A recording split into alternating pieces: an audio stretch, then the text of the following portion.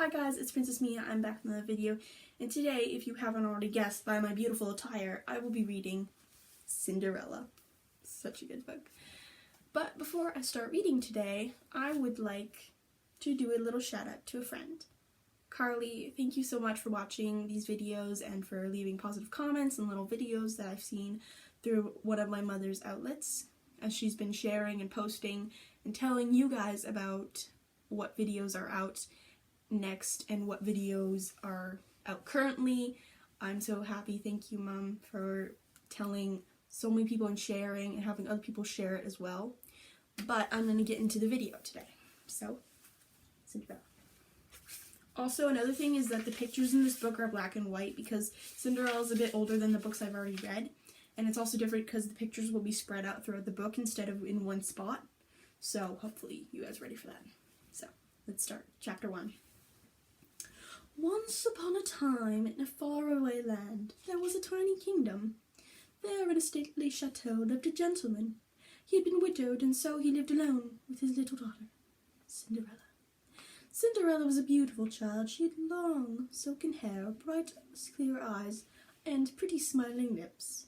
Everyone loved the little girl, and she was kind and as good as she was beautiful. Cinderella's father was devoted to her. He gave Cinderella every luxury and comfort, but still he felt that the little girl needed a mother's care. And so he married again. His second wife, Lady Tremaine, had 2 daughters, just Cinderella's age. One was named Anastasia, and the other, Drizella. All went well in the household for a time. One day, however, very suddenly, the good man died. Cinderella was left alone with her stepmother and stepsisters. By this time, Cinderella had become a beautiful, charming young woman, and her stepmother was... I'm going to stop there for a second, because there's a picture on this page of Cinderella and her father. Bitterly jealous of her, Lady Tremaine was actually quite cold and cruel. Now that Cinderella's father was gone, she made Cinderella do all the housework. Her own 2 daughters did none at all. Cinderella had to scrub the floors, she had to wash the clothes, she had to sweep the hearth. No longer treated like a daughter, Cinderella became a servant in her own house. Yet through it all she remained kind and gentle. Each dawn when she awoke, she tried to remember the happy things she had dreamed during the night. Each morning she found herself hoping that someday her dreams would come true. Now we're on to chapter 2. One bright morning, the sun streamed through the curtains of Cinderella's tiny attic room. Cinderella lay in bed, still asleep. From outside, right through the window, some birds flew in. They fluttered around Cinderella's head, chirping gaily. Some were robins, some were bluebirds. All were Cinderella's friends. One little bird hovered near Cinderella's ear. Another tugged at her braid. "Cinderella," they chirped. "Cinderella, wake up!" Cinderella opened her eyes, and she was still a little drowsy. "Yes, I know, it is a lovely morning," she said. She sat up on the edge of her bed. "But it was a lovely dream, too." "Dream?" the birds chirped. "What kind of dream?" Cinderella smiled. "Oh, I can't tell," she said. "If you tell a wish, it won't come true." Cinderella loved to sing. Often she started the morning with a song. That morning she sang a song about dreams and wishes. In her sweet little voice, she explained to her friends. "A dream is a wish your heart makes when you're fast asleep. In dreams you will lose your heartaches. Whatever you wish for, you keep.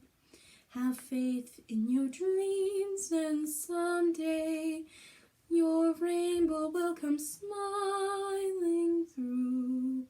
No matter how your heart is grieving, if you keep on believing, the dream that you wish will come true."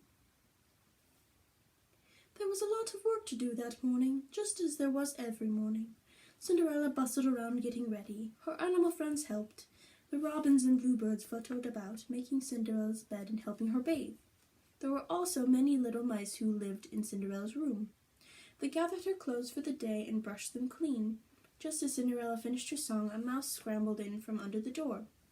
He scampered onto her dresser and chatted excitedly. He was trying to tell Cinderella something. Wait a minute. One at a time. Sorry, the lighting's a bit bad.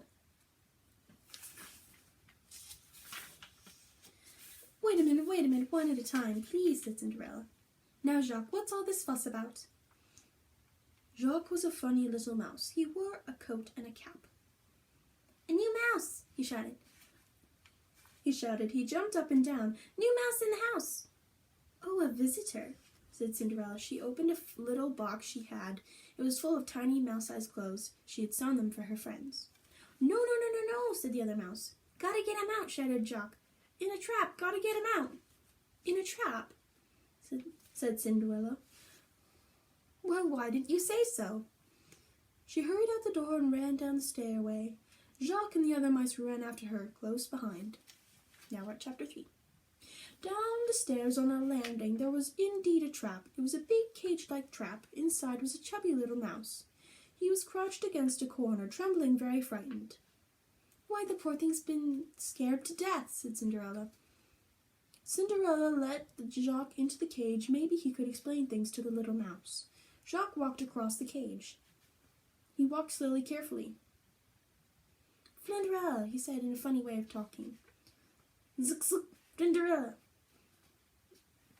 The scared mouse didn't understand at all what Jacques was saying. Why was Jacques coming toward him? Maybe Jacques wanted to hurt him. The mouse made a fist, jumped up, and took a swing at Jacques, trying to hit him. No, now look, a little guy, said Jacques. Nothing to worry about. We are like you. The little mouse blinked at him.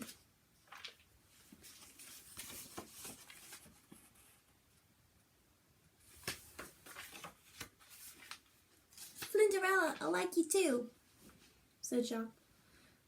She's a nice. The little mouse looked up at Cinderella. Cinderella smiled down. Why, it was true. She did look nice.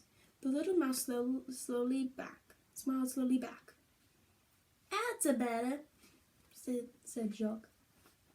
Come on.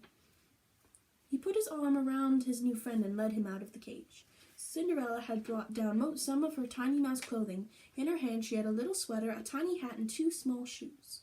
She pulled the sweater over the mouse's head. He slipped and tumbled on his rear. This little mouse wasn't used to wearing clothes. It's a little snug, said Cinderella, but it'll have to do. The next thing he needed was a name. A name, Cinderella thought. I've got it, she said. Octavius, but for short, she added. We'll call you Gus. Jacques jumped up and down, excited. Like it, Gus? He asked. Like it, Gus? He asked. Like it? Gus nodded his head and laughed. No, I've got to hurry, Cinderella said. She still had all her morning chores to do. See that he keeps out of trouble, Jacques, she said. She started down the stairs. Oh, she remembered. She called back to Jacques. And don't forget to warn him about the cat. The cat? If Gus was going to live in the house, he'd certainly better know about Lucifer. Lucifer was Lady Tremaine's pet, and all the mice were afraid of him. Mean, said Jacques. Sneaky. Gus had never seen a cat. Cat? He asked. Big as a house, Jacques warned. Meow. He jumped at Gus. Gus fell backward off the step. Jump at you, said Jacques. Bite at you. Gus listened wide-eyed. He was scared. Now we're on chapter 4. On the second floor were 3 very large, very beautiful bedrooms. Lady Tremaine slept in one, and Cinderella's 2 stepsisters took the others. Lucifer the cat slept on the second floor too. He had his own special bed in Lady Tremaine's room. It was soft and cushioned. In the morning, Cinderella's first job was to feed Lucifer. She tiptoed quietly down the hall and opened Lady Tremain's door. "Here, kitty," she called softly. "Here, kitty, kitty." Lucifer did not want to get up. He yawned and rolled over away from Cinderella. Cinderella did not like Lucifer any more than the mice did. "Lucifer," she called again. He yawned and stretched. He yawned some more, then Lucifer padded lazily out the door and followed Cinderella down the stairs. "I'm sorry if your highness objects to an early breakfast," said Cinderella. "It's certainly not my idea to feed you first."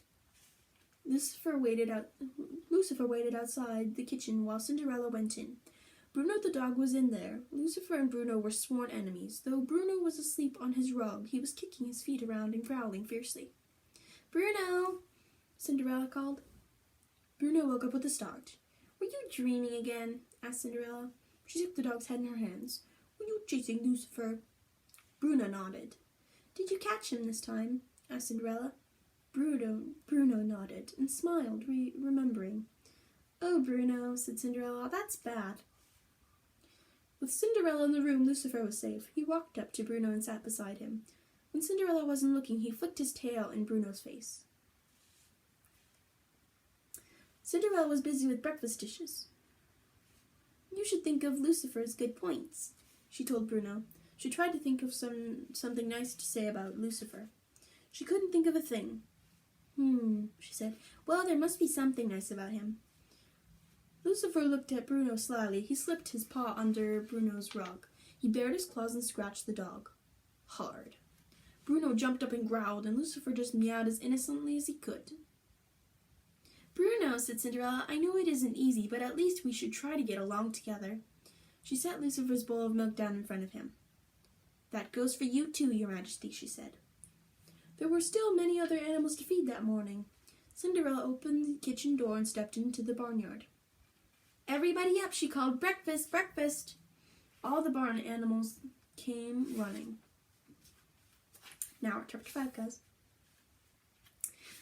Back in the kitchen, behind a small hole in the baseboards, the mice could hear Cinderella calling for breakfast. Of course, they wanted their breakfast too, but they could get out to the if they could get out to the barnyard, Cinderella would give them some. But to get to the barnyard, they needed to go through the kitchen, and to go through the kitchen, they needed to get past the cat, for there was Lucifer sitting right by the doorway, drinking his milk.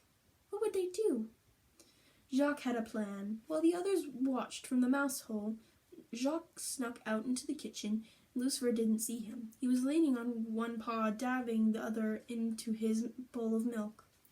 Jacques crept up beside the cat and gave Lucifer's paw a swift kick. Pow!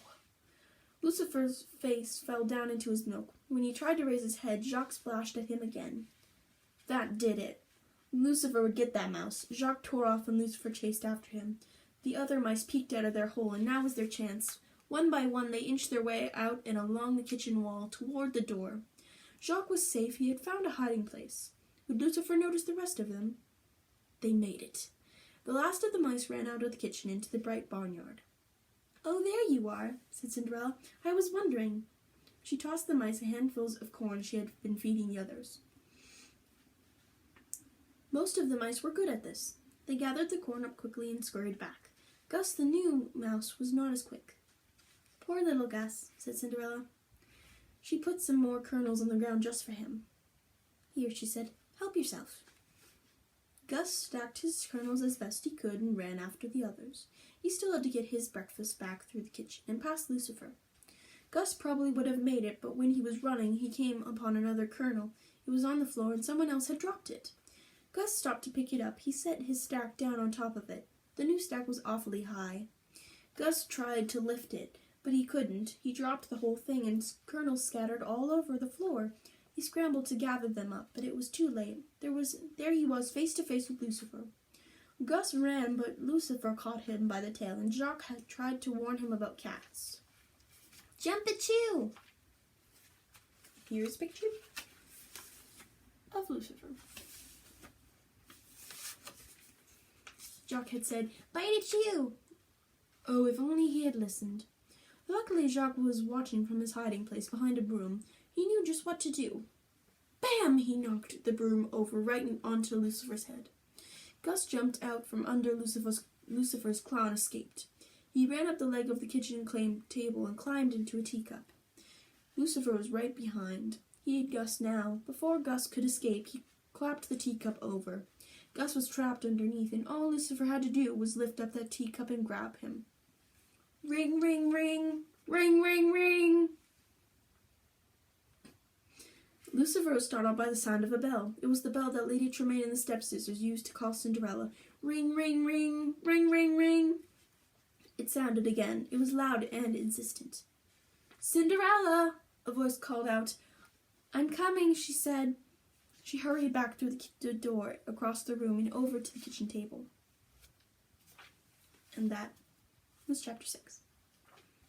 Thank you guys for watching this video, and if you liked it, please leave a like down below, and please subscribe if you haven't already. And thank you guys for listening to me talk today, and I can't wait for you guys to hear the rest tomorrow.